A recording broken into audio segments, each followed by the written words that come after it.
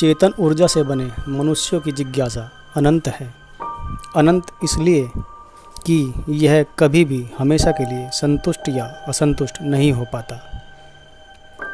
यह जिज्ञासा ऐसी है कि यदि मनुष्य को गहनतम अंधकार के हवाले कर दिया जाए तब भी वह कुछ भी दिखाई न देने के बावजूद अपने चारों ओर विद्यमान अंधकार को ही जानने में लग जाएगा कि आखिर यह क्या है जो कि मुझे कभी भी दिखाई नहीं देता।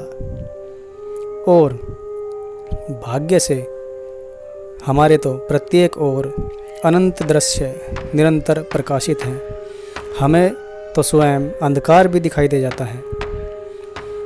तो इसी महान चेतन जिज्ञासा में मनुष्य ने अनेकों बार दूर तक अंतहीन दिखाई देने वाली धरती का आखिरी किनारा अंतिम बिंदु देखने के लिए अनंत यात्राएं तक कर डाली, मगर आज तक मनुष्य को धरती का अंतिम किनारा नहीं मिला जहां खड़े होकर उसे नीचे और आगे धरती ना दिखाई दे।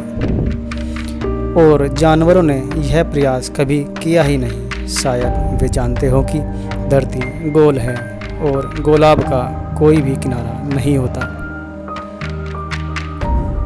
और यह विडंबना ही है कि बनाने वाले ने मनुष्य की अथाह जिज्ञासा को ध्यान में रखते हुए पृथ्वी को ऐसा बनाया है कि सारे मनुष्य प्रत्येक दिशाओं में जीवन भर नाक की सीध में चलते ही रहें, तब भी वे धरती के आखिरी किनारे पर नहीं पहुंच सकते।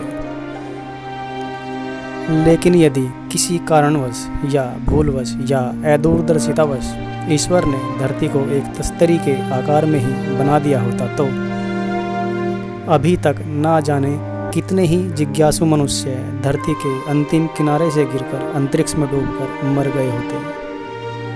तब हम मनुष्यों में और बंदरों में कोई भी फर्क नहीं होता।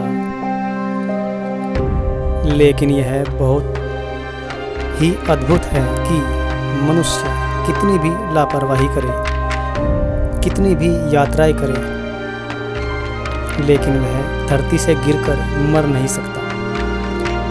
हालांकि वह धरती पर गिरकर अवश्य मर सकता है।